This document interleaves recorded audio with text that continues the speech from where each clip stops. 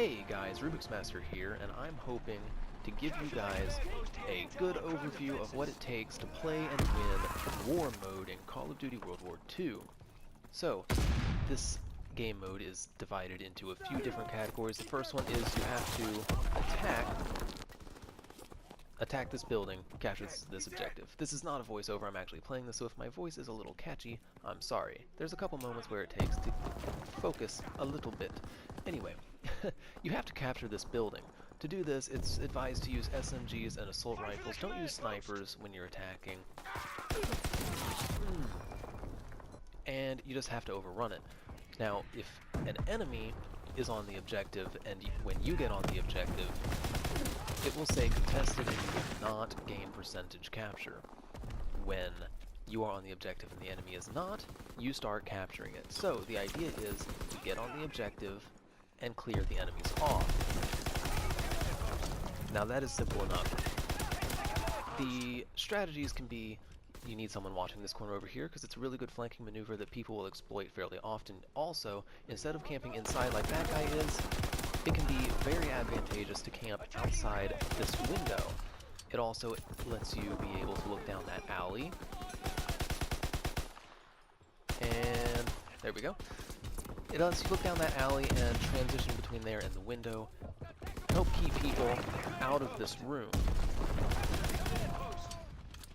And that's about all there is to capturing this objective. You just keep playing these points and you'll capture it just like that.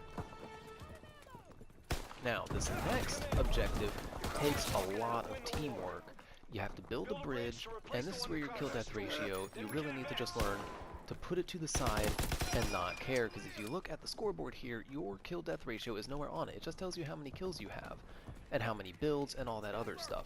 So, as attackers, you want a good mix of assault rifles, SMGs, and sniper rifles. You also want to make sure to carry smoke grenades. Smoke grenades are basically the only way you're going to be able to do this. So you just want to get on the bridge and build it. A smoke grenade is preferred to have, and as you can see there, you can usually expect to only get about 10% and you will die. That's the hard part that I think people have to understand about this is, you will die. There's no magic thing where you're just gonna live and you're not gonna be a hero that builds the entire bridge without dying. It's not gonna happen. Now, your snipers do need to focus on keeping the machine guns under control that are on both sides of the bridge. There's one in this building and one in that building right there. So I'm gonna help these guys out, hopefully. No, my smoke grenade kinda got... Okay, there we go. So you see we have a sniper on the left over here that's really helping out. There we go. And you just keep going. You're going to die a lot, but you just got to keep going. And that is all there is to say about this. You just keep going. Alright guys, so we built the bridge and we're having to proceed on. This is where the tank comes in. Fairly useful because there is a machine gun on it. It can help guard your flank. Now you're supposed to push up and blow up. Put a bomb on this thing. It's basically search and destroy. You put a bomb on this thing, and you gotta blow it up. Now, when you're approaching this place, generally you will come from this direction. There is a guy right there. There is... Okay, these guys have chosen not to build the barricades. Normally when you push up, there will be barricades, but even if there are barricades built there, you don't want to circle around. You want to go ahead and destroy these barricades and push in. Again, this is where smoke grenades come in the most handy.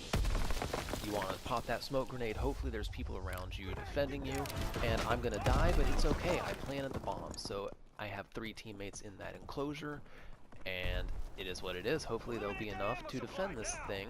You have to defend it for 45 seconds. If you get it down to 6 seconds, it's in the bag. If it gets down to 6 seconds, they don't have enough time to disarm it. Now, this next mode is the one that's hardest for people to see through to completion, and that is escorting this tank. If you have played exclusively Call of Duty and haven't played any Overwatch or Team Fortress, you may have a little bit of problem understanding the basic concepts of this. The idea is you have to be within a certain radius of the tank to keep it moving forward. Now, if an enemy gets within the radius of the tank while you're in there, it will be contested and the tank won't be able to move forward. If you are completely cleared off of the objective, the tank will start retreating. that's very bad. So as you can see, the percentage bar on the top left is the same as the other objectives, except for now it can go backwards. So this is another part. Your KD ratio doesn't matter. You have to get on this objective and just stay on it. You have to keep pushing it as much as possible. Now if you're playing with a coordinated team and you can chat with everybody, it can be a good idea to have only 1 or 2 people trying to get on the tank and the rest hang back, and or push forward and clear the front for you. If you're killed off the tank, hopefully there's people nearby that can hop on the tank for you while you're trying to respawn and come back. You always want the tank moving forward, or at the very least, stop in place. But that is pretty much it. You just have to keep at it. You just have to keep going, and don't stop. Your KD ratio, I can't emphasize this enough. Your KD ratio doesn't matter. If there are snipers in their spawn, you don't have to try and kill them. In fact, the more enemies that are camping in their spawn trying to kill you off of the tank, the better. Instead of trying to go kill them, just get behind the tank and push it forward. They can't shoot around the tank unless they come and get you, in which case your teammates can hopefully clear them off, but there's no need to stick your head out and risk it getting shot if you're going to win the game anyway. Alright, so now we are defending, and the big thing about defending, it's basically the same as attacking this particular objective. You want to use assault rifles or SMGs, and the same principle can apply with using this window to guard that way, and also this walkway, though you want to stay aggressive against these guys. There is a barricade you can build here, which I would highly suggest. It limits their points of entry and gives you a hiding spot back here that they don't have and can't take advantage of. You can do basically anything you want, but if you're using a sniper, you probably aren't helping your team out very much. Now, on defending this particular section, it gets a little bit more interesting. Again, it's a very, very similar strategy to when you attack this sector. You do have these machine guns which you can build in the left and right buildings, which can come in really handy for putting down suppressive fire and just making people worry in general. But the real bread and butter is going to come from sniping. So sniping is where it really comes in. You want snipers in both the left and right buildings, and some snipers on ground level isn't that bad of an idea either. The hot points that you want to watch out for is that ledge up there that has their stationary machine gun turret. Snipers love that window over there, as we can see. They also love coming around these barrels on either side, and there's also a very nice hot spot down there that people enjoy trying to exploit. And as you can see, there's somebody on the machine gun turret already. Now, you can see this guy is in a good sniping point. You can snipe through this window here. I'm not going to crowd it. This is where most people like to snipe, though that can be a little bit, you want to... The enemy is building a bridge. That bridge must not be built. You want to have as much coverage as possible, because even just a little bit, people can throw themselves at this bridge and build it just a couple % at a time, and it'll get the job done. So you want to be able to kill people as fast as possible once they start building this bridge. So defending the second area, or the third area, with the bomb, you always want to make sure to build these first barricades, but only these first barricades. You don't want to build the ones in the back, because that will block you in from getting into your own objective, and that is very, very, very bad. So the ones I'm talking that you want to make sure you keep are those two back there. You can build the two on the side as well, and it gives you a really good point of control. You can hear the bombs being planted, and you can tell exactly which gate they're coming through as they destroy the barricades one by one, unless they pull some sort of sweet flanking maneuver and catch you from the back. Of course, you want to be very, very careful, because it does take a little while to get back to these places once you're shot off of them. So you want to make sure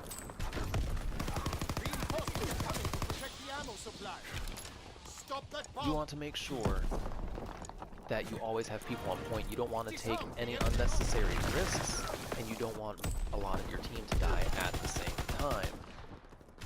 And again, if the bomb gets armed, you have to put out smoke. You can try and win just by gaining superiority, but you will more than likely just have to put out smoke and try to do a nice little ninja defuse. So, everything that was said before The enemy tank is advancing. about defending, or about attacking, Their tank is pulling still back. applies to this. You Kill need the a good soldiers mix, around that tank. you need at least one sniper to take care of the guy in the turret of the tank, and the rest should probably have a good mix of SMGs and assault rifles. The guys with SMGs need to basically solely play the tank. They need to get on the tank, stop it from moving, and try and kill people off of it. But their main mission is just to continually contest the objective to stop it from moving. The role of the people with assault rifles is to get people off of the tank. They need to stay off of the objective a little bit and try and get on the sides and shoot enemies off of the tank so that instead of being contested, the tank can actually start going backwards. And the sniper, whether there's one or two, again, even though they can kill people next to the tank, pretty much their only mission is going to be to get rid of the guy in that turret. The turret on the tank is the #1 enemy. If it doesn't matter if there's 3 people swarming around the tank, if there's someone in the turret, everyone needs to focus fire, kill the guy in the turret. And kill-death ratio doesn't matter. You're gonna die a lot over this process. It doesn't matter how good you are. Reverse tug of war. Now, this is where it gets extremely important. You have to have someone, even if they just stand in front of the tank, stand there, stop them from moving the tank forward, and that is all it takes. If you stay off the objective and try and man those machine guns and no one's actually getting on the tank to contest it, the enemy can just have someone hide behind the tank like you saw me do in the offense tutorial and just ride the tank all the way in. You have to have someone be aggressive and play that tank. And if you do those things, this game mode will be amazing for you. It will be amazing for the people you play with. Don't stick to one role if you're playing with randoms. If you see you have a bunch of snipers but you need an SMG guy to play the tank, go ahead and just play the tank. It doesn't matter if you die a lot. Your win-loss ratio should be more important than your kill-death ratio. If both can be high, that's sweet. If not, take the win-loss ratio. Hope this helped you guys out. Until next time, y'all have an awesome day.